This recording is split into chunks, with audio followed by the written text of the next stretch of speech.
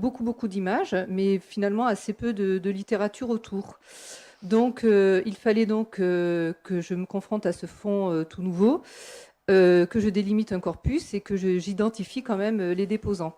Donc, ma démarche a consisté à tirer de l'objet, finalement, de l'objet seul, tout ce que je pouvais comme renseignement.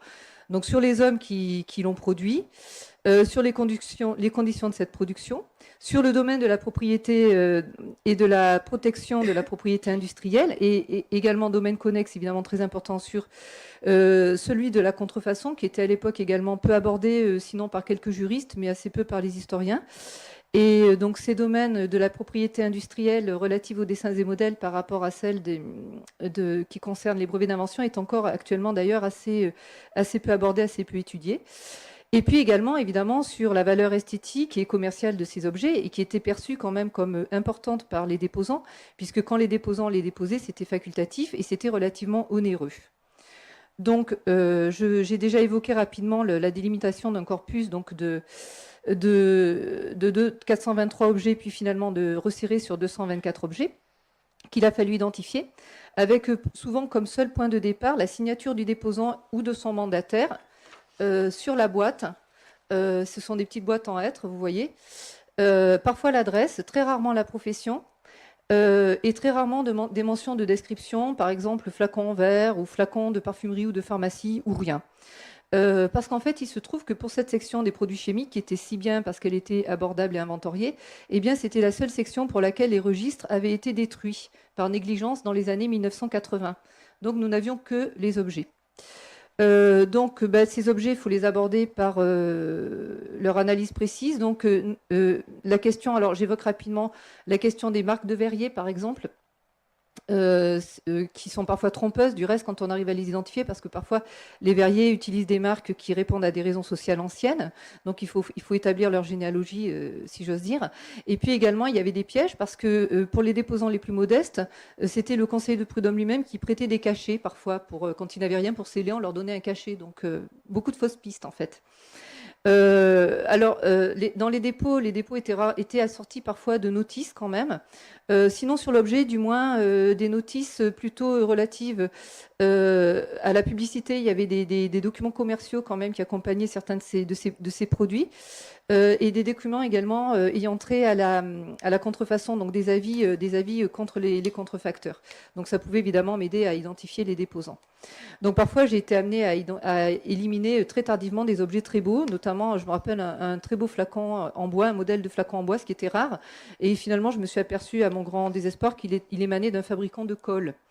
Voilà, et puis d'autres objets, du coup, pour éviter quand même ce problème, d'autres objets qui vraiment étaient dépourvus d'indications, beaucoup de cartonnage, également des flacons. Donc peut-être que certains flacons de parfumerie sont passés à la trappe de cette façon.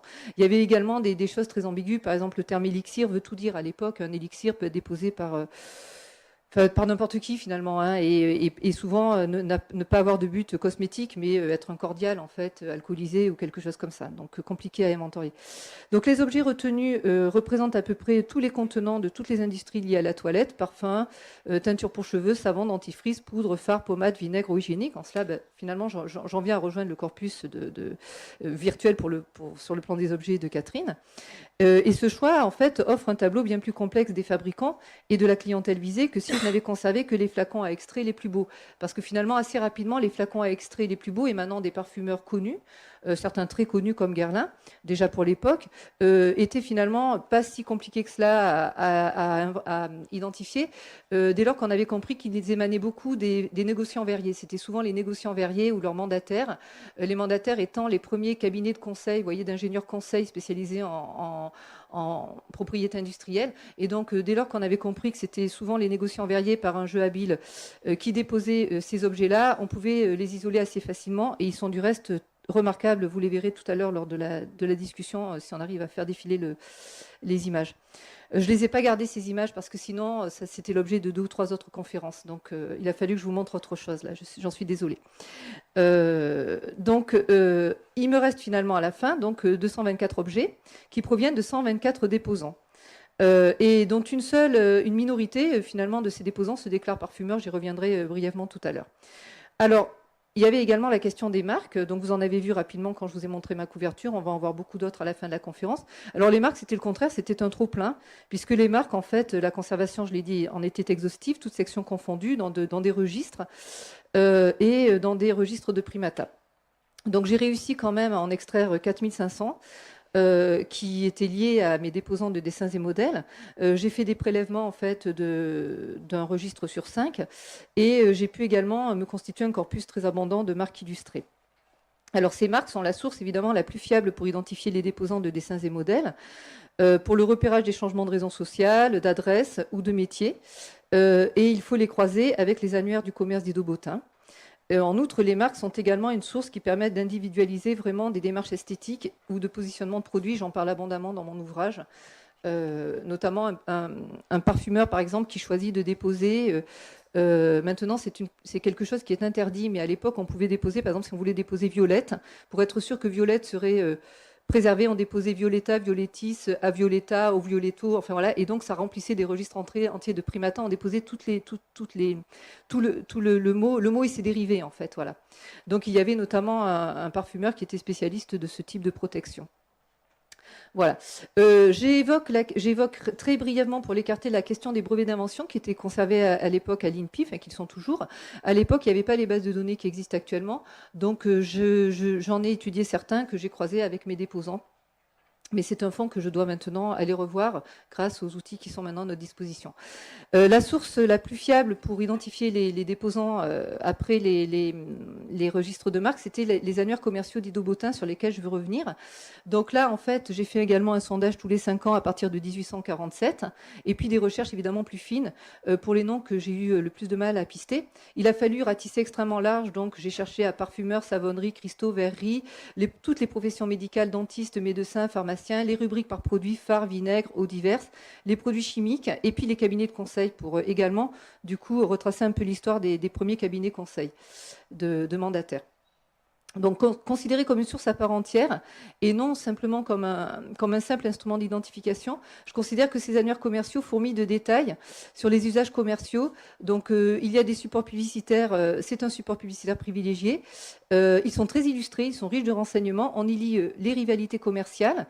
Notamment, je pense au parfumeur Lavandier, dont je parle longuement également dans mon ouvrage, qui par nécessité, a dû vendre ses marques et qui finalement a eu des remords et a voulu reprendre les marques de son nom. Et on voit des rivalités comme ça qui se font jour, rien que par l'annuaire d'Idobottin, tous ces enjeux autour de la marque Lavandier. On y trace aussi les modifications de tactiques publicitaires. Par exemple, un parfumeur va décider de mettre en exergue son usine modèle, donc il va la présenter dans l'annuaire commercial. Un autre va surtout ne pas vouloir faire part de la fabrication, en fait, ne pas vouloir se montrer, si j'ose dire, les mains dans le cambouis, et ne va donc jamais évoquer son usine.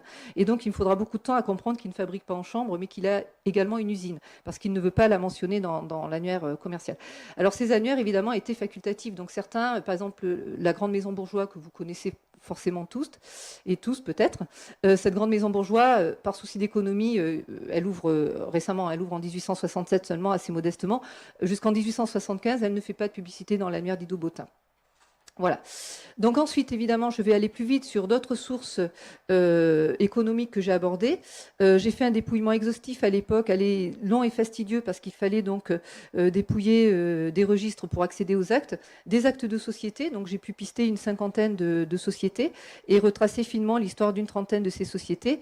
Donc évidemment, ces actes de société permettent d'installer dans la durée mes parfumeurs, mais également les verriers. Ce qui n'apparaît pas dans l'ouvrage, mais j'ai également constitué un corpus autour des verriers. J'ai tenté de déterminer les raisons de la mise en société, les évolutions du capital social et des mises de fonds, même si elles revêtaient un caractère formel que les documents comptables des entreprises, comme par exemple des fonds de roulement, auraient peut-être corrigé. Mais je n'ai pas pu accéder à des fonds d'entreprise, en fait, de société pour les parfumeurs, en tout cas ce type de documents.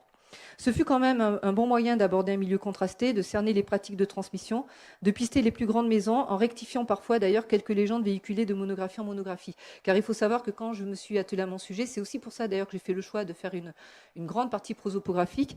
La littérature sur les parfumeurs, c'était surtout en fait des monographies relativement hagiographiques ou des ouvrages publicitaires, souvent des ouvrages de seconde main, de troisième main, et qui véhiculaient réellement encore des légendes. On en voit d'ailleurs encore maintenant, à présent, encore toujours sur les tables.